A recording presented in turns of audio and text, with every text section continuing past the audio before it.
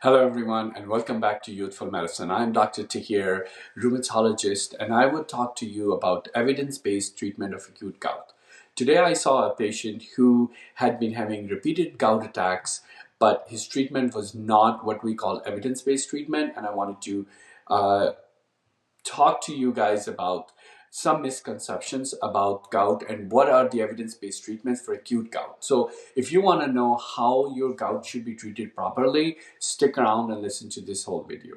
If you ever experience the sudden intense pain, redness and swelling of gout, you know how debilitating it is. It can be very painful. Let's break down the best strategies for managing an acute gout attack based on the latest clinical guidelines and research. So first of all, what is gout attack? Gout attack is caused by the buildup of the uric acid in the blood, which can form crystals in the joints. The result, the inflammation, the pain, and the swelling, most commonly in the big toe, but it can occur in other joints too, like your knees, ankles, or wrists. When a gout flare happens, it is important to act quickly to control the inflammation and pain. First line therapy for patients who do not have kidney disease is called non-steroidal anti-inflammatory drugs. One of the first line treatment for an acute gout attack is NSAID. You may have heard the drug called indocin, which is commonly used. It's a strong, high potency NSAID, but we can use others like naproxen.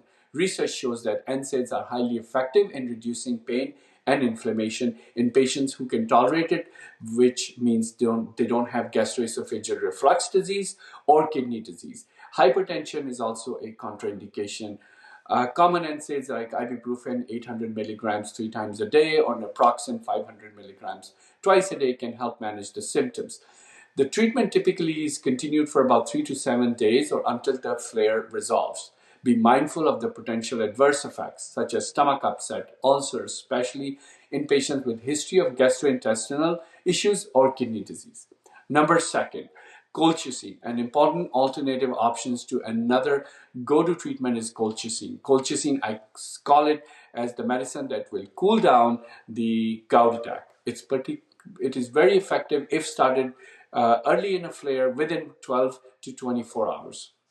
So the standard dose is 1.2 milligram, which is about 2 tablets. One pill is zero point 0.6. You take it 2 tablets at the onset of the gout attack, followed by another tablet an hour later. And then one tablet once or twice a day until the symptoms resolve. It can go on up to 7 days. Colchicine works by inhibiting the inflammatory process driven by the uric acid crystals, but it needs to be used cautiously in patients with kidney disease or those who are on medications that affect the liver. Side effects of the colchicine can be gastrointestinal upset, such as nausea and diarrhea, and it is important to monitor patient closely. Number third option is, which is highly powerful, is called corticosteroids or steroids. A commonly prescribed steroid is either Medrol or prednisone. These can be used if the patient has any contraindication to use NSAIDs or colchicine. Oral prednisone is a commonly prescribed medication. We start with between doses of 40 or 30 milligrams daily for 3 to 5 days, followed by a rapid taper over 7 to 10 days. A patient with single joint can also be treated with an intra-articular steroid injection, which may be effective, delivering immediate relief directly into the joints. But remember, steroids also have side effects, such as fluid retention, increased blood glucose sugars, and mood changes. So they should be used cautiously in patients who have diabetes or heart disease. Now, patients always want to know what else can be done, or I at least tell them that there are some non-pharmacologic treatment options that you can use that can help reduce the severity of the attack. Well, resting, limiting the movement of that joint, ice, elevation, they can help reduce the joint. If you have any fever or chills, you want to make sure that there's no coexisting infection, especially if it started when you had an injury where the infection might have entered into the joint. Hydration is very critical for treating reducing the risk of severe gout attack because it helps to improve the uric acid balance in the body. Now, there are always reasons why you had a gout attack to begin with. It could be because of increased consumption of foods which increase your purine intake in the blood or increase the uric acid. So avoid excessive alcohol, high purine diets like red meat, shellfish, sugary beverages. They all can worsen the symptoms. Do not start or stop the allopurinol, or for the matter, febuxostat, another gout medication during an acute attack, as it changes in the uric acid levels can trigger or aggravate the flares. These medications are for long-term management and should be adjusted after the flare has resolved. So, how do we take care of a patient who had an acute gout attack? What's the follow-up plan?